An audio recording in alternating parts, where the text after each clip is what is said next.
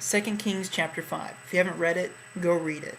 The story of Naaman is so cool. I mean, I love this story because it speaks a lot to me, and I'm sure it will to you too. You see, Naaman is this high standing official, commander of an army, all this stuff, great guy, he's respected, everything going for him, except for the fact that he has leprosy.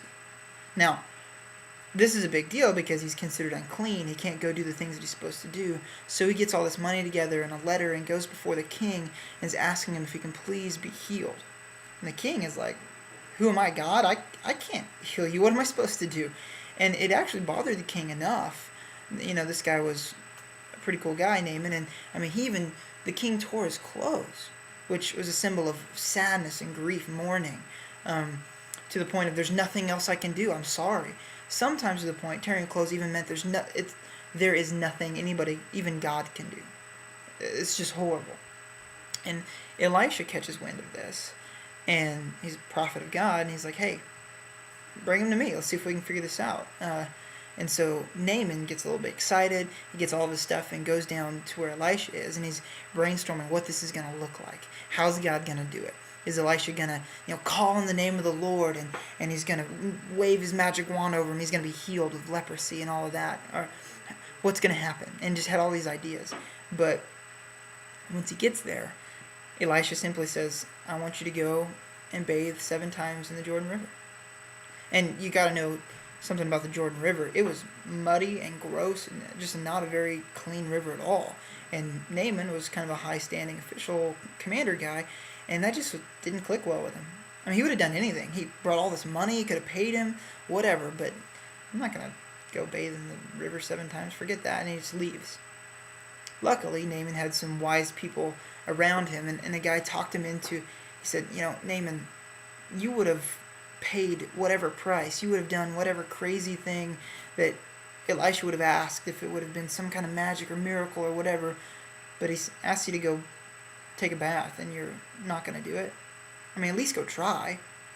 And so Naaman listens to some good advice and goes down the Jordan, bathes 7 times, and it works. I mean, God completely heals him, leprosy gone. And he gets out and goes back to Elisha and just, man, thank you so much. And this is just a really neat story. There's more to it if you want to keep reading.